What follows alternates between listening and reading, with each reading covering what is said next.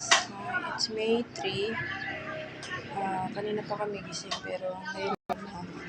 So, dahil may pinuntahan tayo kahapon, hindi tayo nakapaglinis. Kaya ngayon, yun ang gagawin natin. Kasi ang dami na namang dahon dito sa side ng bahay. Nadalang ko na kasi ng mga naglalaglagan yung mga dahon. Kaya sobrang dami na kasi hindi naman naglinis basta kahapon. Kaya umalis din ako kahapon. So ngayon, umpisahan na natin ang paglilinis. So yun sa labas mo ng unahan natin. Kasi kahit dito sa labas sobrang dami. Ang dumi din.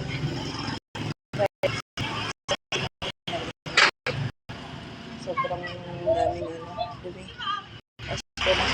Tayo sobrang ikap. Ngayon, umpisahan na natin. Time lapse ko na lang kayo guys. Okay, let's go!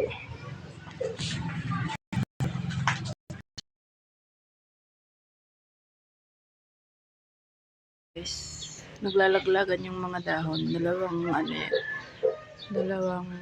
puno ng mangga.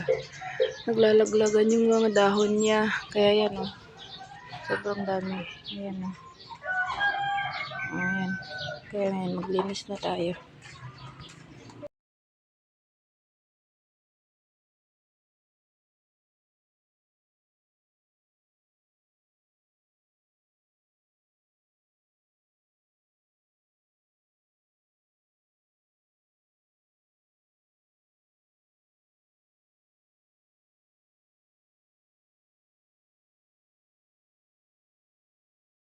Guys, tapos na tayo maglinis sa labas. Ngayon naman, sulit natin dito sa loob.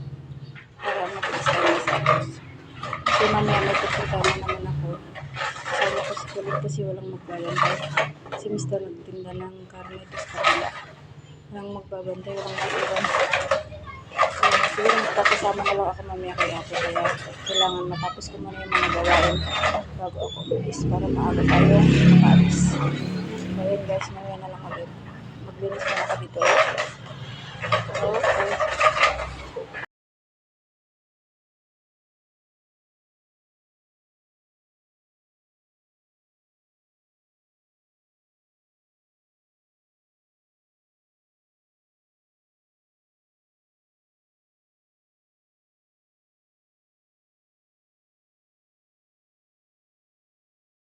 So, ayun guys, tapos na akong maglinis dito sa loob. Ngayon naman, maghuhugas ako ng mga plato para matapos na. Tapos saka ako magpupunas dito sa loob kasi ang alikabok, sobrang alikabok. Yun yung noon natin, nangingintab sa pawis. So, ayan guys, sobrang init kasi kahit ang aga-aga. Ngayon, mag-ano muna ako, maghugas ng mga plato. So, mamaya na lang ulit guys. Okay. Guys, yung mga hugasin ko, sobrang dami. Ayan.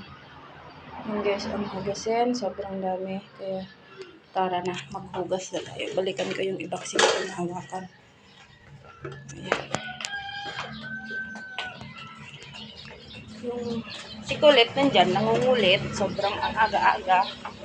Ayan ayan siya Napakailan naman na naman yung tubig. Alis ka dyan, oy. Maghugas ako.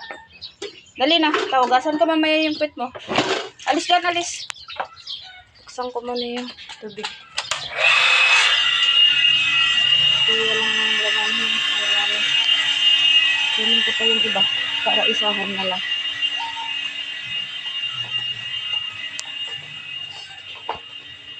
Kasi mamaya pag dating ni Mr. yun, mag-aalasal na naman yun. May hugasin na naman tayo. So habang tapos siya, hugasan na natin yung iba. Yes. So. Hoy! Alis ka dyan.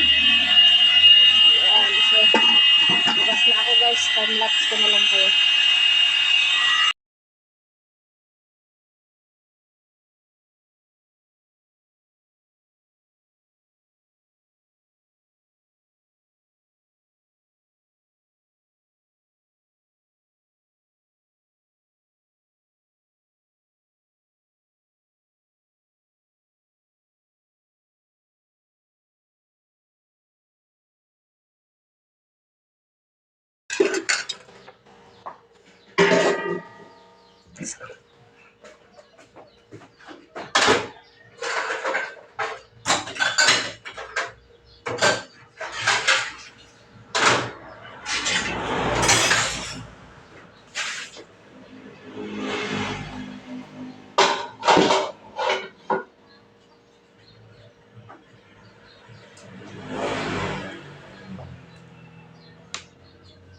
ayan guys, tapos na akong maghugas. Ngayon naman ang gagawin ko na lang. Magpupunos na lang dito sa loob. Tapos yung mga hinilabahan ko pa nung isang araw, tuyo na. So, yun. Titiklopin ko na. Tapos yun. Tapos na tayo. Tapos mamaya pag, maggayak na ako may pupuntahan ako ngayon. May asa kasi yun ako mga araw ulit na to. So, mamaya na lang ulit guys. Ako punas. Ngayon naman, tutupiin ko na yung mga nilaban ko nung isang araw kasi tuyo na sila. Pero dito na ako sa labas, hindi sa kwarto kasi sobrang init. Dito na lang ako magtutupi. Kasi sobrang init dun, kahit ang aga-aga. Kaya tupin na tayo guys. Kunin ko na muna sila.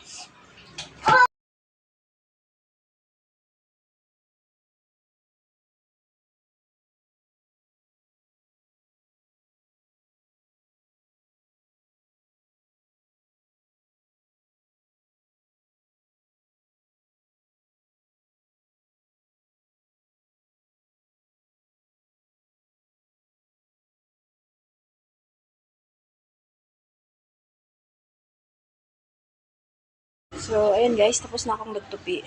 Tigpitin ko na lang. Tapos, pahinga muna tayo. Kasi, magpapasama ko kay ate sa kabilang munisipyo. May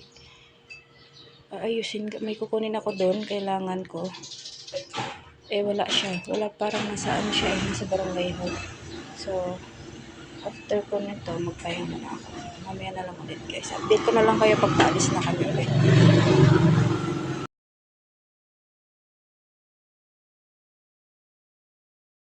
Ayan guys, pauwi na kami.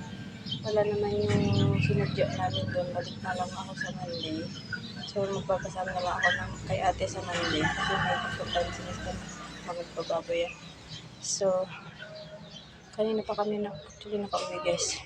So, ayan. Hindi siya sobrang init kaya umuwi din kami agad. So, dito na lang guys. So, bukas na lang ulit. Bye-bye.